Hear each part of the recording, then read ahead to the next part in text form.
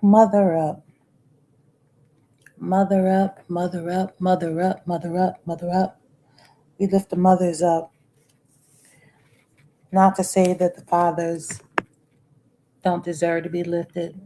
We don't lift them too. It's something about being a mother and carrying that child's soul in your body. In times like these, and I mean literally just every day, but in times like these, mother up an honest conversation about who it is this time. Who's the highlight this time? It's Nolan Wells. I was watching his funeral and I broke a few times, but I really broke when his mama, who just really gives me Mamie Till vibes, she said, Sophia, Charlotte, and Olivia. Such beautiful, such precious names of the kids that Nolan Wells wanted to one day have. That was on his mind as a young man, that he would see his future and that the next generation that he would bring forward, he would give his daughters beautiful names like Sophia, Charlotte, and Olivia. You know, the mother's desire to have grandchildren and to see your child grow into a parent is a real thing. I agree with her on that. I agree with her in general. Knowing that Nolan wanted to have children, too many of our dreams are in the graveyard. And honestly, I believe I was born angry about Emmett Till. I've had the fortunate opportunity to meet Miss Mamie Till and watch her story unfold over the decades. Because by the time I was born, yeah, Emmett Till would have been in his 30s by the time I was born. And just from a mother's perspective, I want to have an honest conversation about going the distance as a mother, as a grieving mother, as a mother holding everything in and on her and in her. I've told my daughter that I'd help her hide a body. I never imagined that I would, that it would actually happen. And yeah, I meant it. But I also meant that this would be something that would happen to my daughter in self defense. That this was something that was going to happen because somebody would try to kill, rape, or torture my child. To what end will a mother go to protect their child? I jump in front of a bullet without thinking to this day, right now. And my kids are adults living on their own in different states. I'd never imagined an argument or a petty disagreement or a slight misunderstanding will lead my child to murder anyone, and that I'd have to protect them in a circumstance such as that. Now, honestly, could you lie for your child? Or worse, help your child hide a murder? Hide a murder for your child. Mother to mother. No judgment, just conversation. My honest answer, it depends. It may depend on, will my child be killed? Will my child go to prison for the rest of their young life to old age? Will my child die in prison? Innocent black people go to jail for decades. Don't forget that.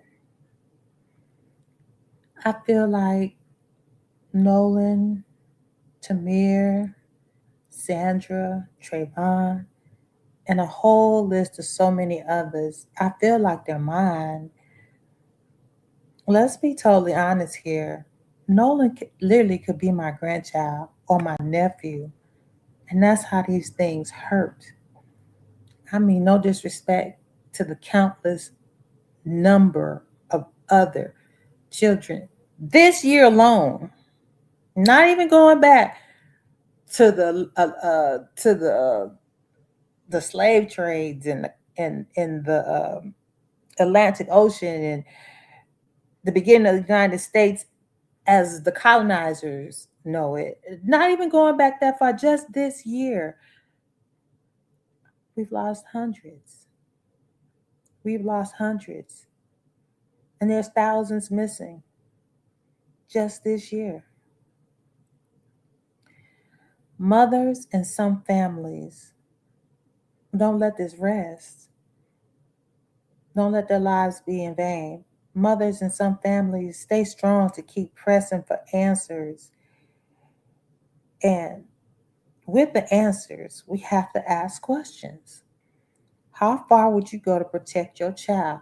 What is your it depends? Woman to woman, mother to mother, how would you feel if you buried your child or couldn't bury your child because they're missing and there's nobody and there's no knowing, there isn't any knowing about your child. No one is talking and no one is let you know anything, any facts. To the question, who's willing to let their child be sacrificed? Who's letting their child be sent to death? Who's letting their child be sent to jail for the rest of their lives? This is an honest question about integrity. Where's your integrity? And integrity to what end? My mama, who art in heaven, told me, you never know what you bring in this world. And I all but sacrificed her through the lack of income and competence for my firstborn. I gave everything to being that child's mother. I live with that pain, and yet my firstborn is alive and thriving. I can say I've seen my children be two-faced, despicable, disrespectful, and cold-blooded towards me for sure.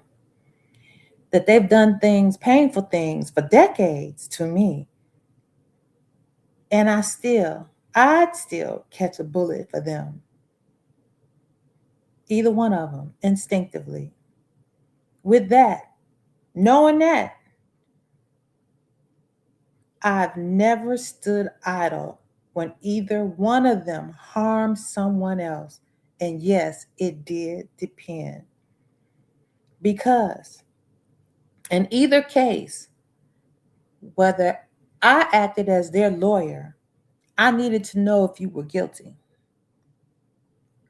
Once I knew if you were guilty, as your lawyer, I know how to proceed to handle the case.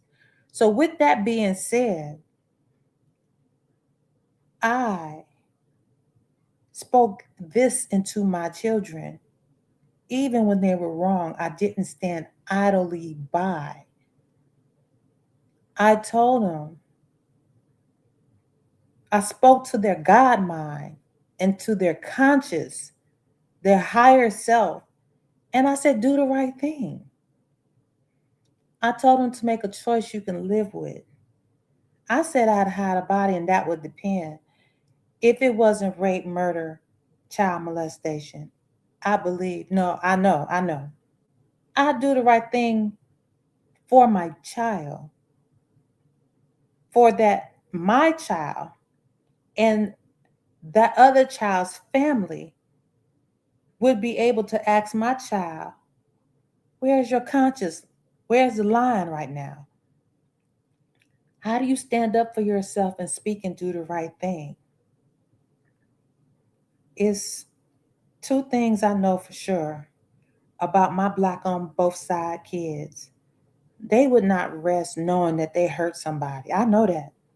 The part of me in them, the God in them, would not let them rest, knowing that they had hurt someone for whatever the cost, that they must pay the toll and watch God. With that being said, I've told them, I'm in your corner no matter how it falls, but do the right thing. Give honor to the situation, give respect to the situation. Woman to woman, mother to mother. Can you live with the mother's pain? Can you live with accountability? Can you live with your head up? Can you look yourself in the eyes, in the mirror, in the eyes, and know you're right within yourself and you're right within your higher purpose? Mother up. To all the mothers that have lost their children to murder in unknown circumstances, to the mother of the missing children, to the mother of innocent children that are in prison, I lift you all up. Say their names. Say their names. Mothers, may you be covered by the Most High and by prayers of Mamie Till, Sandra, Tamir, and all the mothers, sisters, aunts, and big mamas, covered by ancestors and intercessory prayers of peaceful love. I pray your strength. I pray your peace.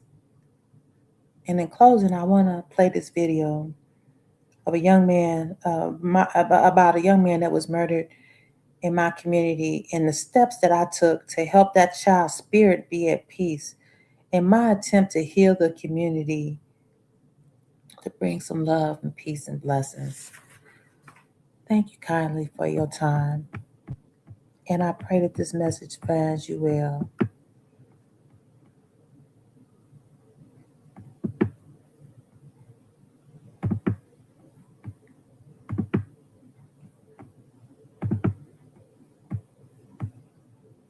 And soulful, concentrated nature, baby, coming through.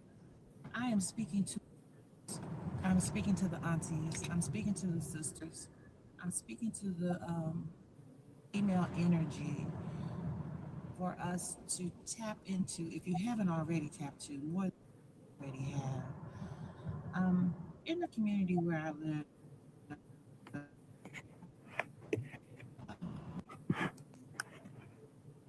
a young man that was 18 years old had lost his.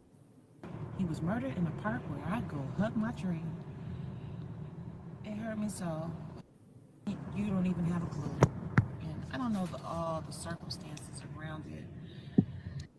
My first instinct, my first thought, my first spiritual mind, literally out of grieving for that child and the circumstances and how the situation is in proximity to, where I like to do.